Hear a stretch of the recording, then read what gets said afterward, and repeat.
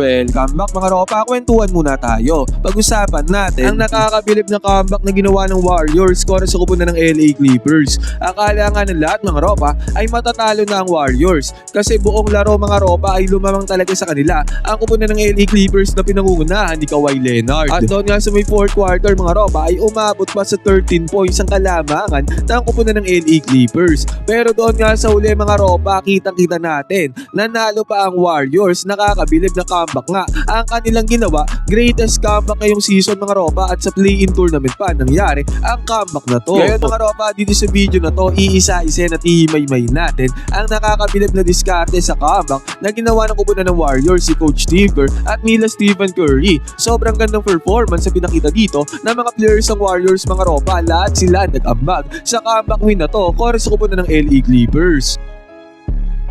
May mga nagsasabi dyan, dehadong-dehado daw ang Warriors dahil nga coming into this game ay 7 out of 8 talo sila mga ropa sa may regular season. Isa lang ang napanalo nila at 7 talo ang mayroon sila coming into this game. And take note din mga ropa, itong lineup na to na Stephen Curry at Kristaps Porzingis ay hindi gaano nagamit ng regular season dahil nga sa mga injuries. Kaya marami nagsasabi at nang mamalit sa Golden State Warriors na dehadong-dehado daw to mga ropa. Pero pinatunayan ng Warriors mga ropa kung sino nga ba ang dehado. Ayun, kinambak pa nila ang kupunan ng LA Clippers. Ngayon mga ropa, maraming superhero dito ang Warriors sa game na to. Isa-isayin natin yan. Ito ang game analysis at breakdown sa nakakabilib at mapihirang comeback na ginawa ng Warriors. Simulan na natin to.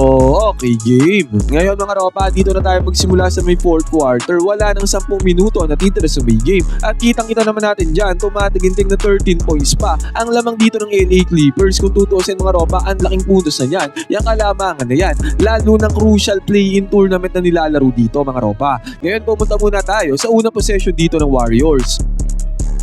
Tingnan muna natin yung mga tao dito sa loob para sa Warriors mga ropa dito sa crucial fourth quarter na to. Ang starting point guard dito, Brandon Podziemski. Shooting guard din si DeAnthony Melton mga ropa. Samantala mga forwards dito, small forward dito si Gary Payton Jr. Nandyan din si Santos sa may PF position. At sentro dito si Kristaps Porzingis. At man-to-man defense ang gamit na depensa dyan na kupunan ng LA Clippers mga ropa. Ngayon, napakalaking addition ni Kristaps para sa lineup ng Warriors mga ropa. Ito na ang great example. Kita natin yung position dito ng Warriors, kitang-kita natin nakalubog dyan si Kristaps at yung apat na players ay nandoon lahat sa may labas. At kitang-kita natin nung pagpunta sa may poste kay Kristaps mga ropa, hindi dito napigilan ng kupunan ng LA Clippers na dumobble team at mag-help defense dito kay Kristaps. Kasi nga naging threat si Kristaps mga ropa doon sa may paint na dating wala sa Warriors mga ropa. Pumaposte na nga yan, kailangan niya ni double team ang tangkad na player niyan. Ngayon nag-open up yan. Pag double team dito ni Darius Garland, kick out kaagad ng bola papunta kay Guy Santos. Kitang-kita natin yung space at separation na mayroon dyan sa play na yan mga ropa dahil nga na-attract dito ni Kristaps ang depensa ni Darius Garland. At dahil dyan open na open dito si Guy Santos mga ropa, pumasok ang tirada sa may 3-point area galing sa napakagandang play na yan. Take note, tumatiginding na 20 points ang tinala dito ni Guy Santos. Pareho sila ni Kristaps Porzingis. Tinulungan nila si Stephen Curry sa may puntusan para manalo dito sa game na to. At eto pa mga ropa, pagka inbounds play dito ng kupunan ng LA Clippers, kitang-kita natin yung magandang depensa na ginawa dito ni Gary Payton Jr. Na outside dito yung bola mga ropa at napunta sa Warriors yung bola. Hassle man talaga si GP2 mga ropa. At dahil dyan dito sa may inside play, gumamit kaagad na split action play dito ang Warriors mga ropa. Nakawala si Stephen Curry dito sa may ibabaw, pumeke siya natitira mga ropa. Mahirap hindi sasabihin yung peke na yan, baka ikalabit ni Stephen Curry ang gatilyo mga ropa, kaya napasabay talaga dito yung defender. Hindi natin siya masisisi dyan. Yun nga lang, napeke siya dito ni SC30. 3-pointer mga ropa, mabilisan pumasok para kay Stephen Curry. Back to back 3-pointers para sa Warriors.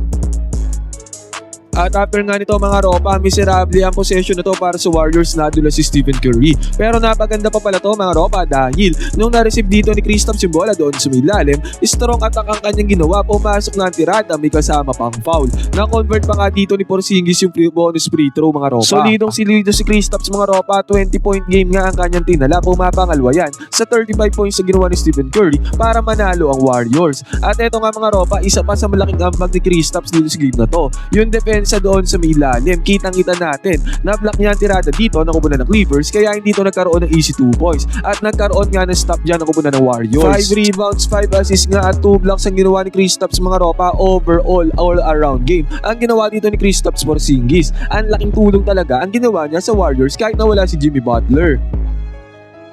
At ang mas maganda dito mga ropa, sa may transition walang kaabog-abog, binigay kaagad yung bola kay Porzingis. Deep 3-pointer ang binukol nito mga ropa, grabe. Halimaw na halimaw si Kristaps mga ropa. Pumasok at deep 3-pointer kaya sa isang iglap, naging 100-97 ng score. Napa-timeout dyan ang kupunan ng Los Angeles Clippers. Grabe nga yun si Kristaps Porzingis. Yun nga lang mga ropa, after ng timeout, Darius Garland, magaling na player talaga mga ropa. Maganda ang pagkaka-acquire ng Clippers dito kay Darius Garland mga ropa, pumasok ang tirada. Buti nga, napakagandang cut ni Stephen Curry doon sa milalim, kaya nagkaroon siya ng easy 2 points. Yun nga lang mga ropa, Darius Garland na naman ang gumilaw at nagmando dito sa mibabaw. Kitang-kita natin. Top 3-pointer niyan mga ropa, pero still, naipasok pa rin ni Darius Garland. Nagwawala na nga si Darius Garland sa pagkakataon niyan mga ropa, at lumobo ulit ang kalamangan ng kupunan ng Clippers. Kalagitnaan ng 4th quarter mga ropa, lamang pa rin sila ng 8 puntos. Ang taas ng puntos sa kalamangan niyan mga ropa kung tutusin dito sa crucial game na to.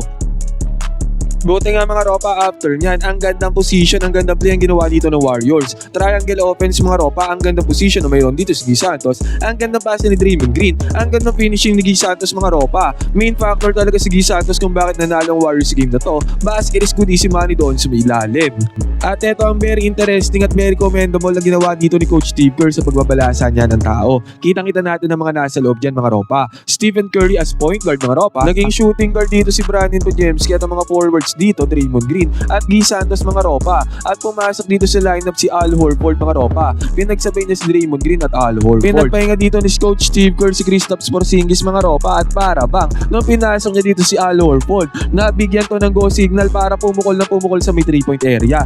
Ito ang great example mga ropa. Stephen Curry, duo connection mga ropa, 2-man action. Pagkagamit niya ng screen mga ropa, bigla ang nagpop dito si Al Horford sa may 3-point area. Sobrang effective naman yan mga ropa dahil yung dalawang defenders ay natrack dito ni Stephen Curry. Kaya pagbalik ng bola dito kay Al Horford, sabi ko nga parang binigyan ng go signal ni Coach Steve Kerr na pumukol sa 3-pointer mga ropa. Pinukol niya kaagad ang 3-pointer. Pumasok kaagad to para kay Al Horford. Unang 3-pointer mga ropa, ilista na, basket is good. At after niyan mga ropa, numayak ng bola dito si Guy Santos, good penetration ang ginawa niya. Naiwanan niya ng bagya dito si Darius Garland, kaya napilitang lumosaw dito si Brook Lopez at mag-collapse dito ang depensa ni Kawhi Leonard. At pagka-kick out ng bola kay Al Horford mga ropa, open na naman sa may left side. Walang alinlangan mga ropa, may go signal nga siguro ni Coach Steve Kerr. Pumukol na naman ang 3-pointer mga ropa, pangalawang 3-pointer dito sa crucial moment ay ilista na para kay Al Horford, basket is good. Kaya sa isang iglap dahil dyan, naging 110-97 ng score, wala ng 5 minuto ang natitira sa may game. Pumasok na tayo sa may crunch time mga ropa dahil yan sa mga plays na sinet up nila papunta kay Al Horford. Pero magaling talaga ang Benedict Maturin mga ropa, nagkaroon lang ng isolation play. Inatake niya kaagad at ginapitalize yung isolation play na yan. Nakapagpundar siya ng puntos mga ropa, digitan pa din ang laban dito. At ito nga mga ropa, napakaganda na naman ang nangyari. Connection dito, 2-man action ni Al Horford at Guy Santos mga ropa. At kitang-kita natin, nagpop dito si Al Horford sa may right side corner 3-pointer. At buti nga mga ropa, ay nahanap talaga nila si Al Horford. Binigay kaagad ni Guy Santos yung bola, konting space lang ang kinailangan, pinukol ang pangatlong 3-pointer at pumasok ang pangatlong 3-pointer dito kay Al Horford mga ropa. Grabe. Tatlong sunod-sunod mga ropa, walang makaawat dito kay Al Horford. Sobrang init niya mga ropa. Pumasok na naman ang tirada, basket is good. Sobrang commendable ang tiwala na binibigay ni Guy Santos, nila Stephen Curry at ng ibang players ang Warriors kay Al Horford mga ropa para bigyan ng mga gantong tirada sa crucial moment ng 4th quarter. Pero subok naman talaga yan mga ropa kahit nung nasa Boston days pa niya. Talagang ganyan mga plays ang binibigay sa kanya ng Boston Celtics, yung mga corner 3-pointers. Master na master yan ni Al Horford. Dahil nga sa mga mainit na tirada ni Al Horford sa may 3-point area mga ropa, naging 112-110 ang score. Wala nang 4 na minuto natitira sa may game. Yun nga lang mga ropa, ito napakaganda. Ang ginawa dito ng kupunan ng LA Clippers, talagang pumapalag at kumikikig talaga sila. Ball handler sa may ibabaw mga ropa, napakagandang penetration ito dahil na-attract nito yung defense ni Al Horford na binabantayan itong si Brook Lopez. Si Brook Lopez mga ropa ay nagpop dito sa may left wing 3-pointer. Hindi nakahabol dyan si Al Horford mga ropa dahil nga close out siya sa nag-penetrate. Pagka-kick out ng bola mga ropa, kitang-kita naman natin kung gaano ka-open si Brook Lopez sa may 3-point area. Kaya nakabawi ng 3-pointer din dito ang kupunan ng LA Clippers. Naging 115-110 ang score mga ropa. At heto, napakaganda at napaka-clutch play din ang ginawa dito ng kupunan ng Warriors, specifically si Stephen Curry. Sa penetration niya dito mga ropa, dalawang defenders ang kanyang iniwanan. Sabay napakagandang layup ang ginawa dito ni Stephen Curry. Nakapagpundar siya dyan ng easy 2 points. points, basket is good. At after pa nito mga ropa, Guy Santos nakuha sa depensa dito si Brook Lopez, total mismatch yan. Kaya mabilisan lang inatake ni Guy Santos dito ang depensa ni Brook Lopez. Naging 115 to 140 ng score mga ropa, napa-timeout yan ang kupunan ng LA Clippers. Yun nga lang mga ropa, after ng timeout, walang pinuntaan ng timeout nila dahil nagmintas ang tirada dito ni Brook Lopez sa 3-pointer mga ropa at mabilisan lang dito sa may transition. Binigay kaagad ni Stephen Curry ang bola papunta kay Al Horford mga ropa. Ang laki talaga ng tiwala nila kay Tito Al. Pinukol kaagad ang 3-pointer mga ropa at ang resulta, 4 na sunod-sunod na 3-pointers ang napasok ni Al Horford, basket is good. And take note, yung 3-pointer na yan, naging panlamang yan ng Warriors mga ropa dito sa crucial moment ng laro. At eventually mga ropa, sa pag-atake dito ng Clippers, nakapunto sila. Hindi ko alam mga ropa kung paano sila naka-all, pero naging all 117 ng score. At nagkaroon pa nga sila dito ng isang chance sa mga ropa sa pag-atake dito ni Benedict Mathurin para lumamang sa game mga ropa. Yun nga lang, mintes ang tirada dyan ni Benedict Mathurin. Ngayon mga ropa, pumunta na tayo. All 117 na nga ang score dito. Possession ng Warriors. Wala nang isang minuto ang natitira sa big game. Syempre, favorite play ng Warriors mga ropa dito sa may long range bomb. Gumamit ng screen dito si Stephen Curry. Syempre, Dubai ni Draymond Green ng kanyang best buddy, at dahil sa screenplay na yan mga ropa, naiwanan dito yung primary defender ni Stephen Curry. Napilitang lumows out dyan si Brook Lopez mga ropa. Yun nga lang, walang pakialam dyan si Stephen Curry. 3-pointer ang pinukol niya dito mga ropa at pumasok ang 3-pointer dyan ni Stephen Curry. Sobrang clutch niyan mga ropa dahil sa 3-pointer na yan, naging 120 to 170 ng score, basket is good. Parang naalala ko sa 3-pointer na yung 3-pointer ni Stephen Curry against kay Victor Wembanyama doon sa Paris Olympics mga ropa, na malaking tao ang kanyang tiniraan pero still pumasok pa rin para kay Stephen Curry. At ang malapit pa nga dito mga ropa, after na magandang play, Draymond Green naman ang nag-provide ng napakagandang defensive play para sa Warriors. Inbounds play mga ropa, nagulangan niya dito si Kawhi Leonard at nakakuha na steal dito ang Warriors. Sobrang commendable ang ginawa niya ni Draymond Green. Sa tirada dito ni Brandon Mujemski pero nagkaroon dyan ng foul at nagkaroon din kinaunted nila yung tira na yan mga ropa. Napaupo na lang dito si Darius Garland sa salimuot na nangyari. Pumasok ang free throw dito ni Brandon Mujemski.